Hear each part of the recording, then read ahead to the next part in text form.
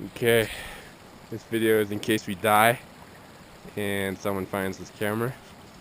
Tell our story. Today is May 5th. Leaving Gokyo for the Renjo the last pass. It's supposed to be technically the easiest, but as you can see, it's snowing. Me and Joel made a decision. Snow is supposed to continue for the next 3-4 days. We thought we're not going to wait.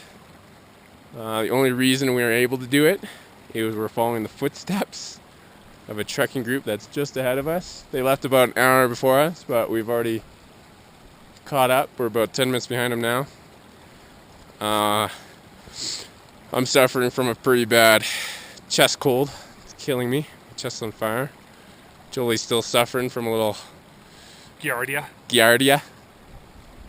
But yeah, we're hoping to have an easy finish, but this is going to be proven to be the hardest pass yet.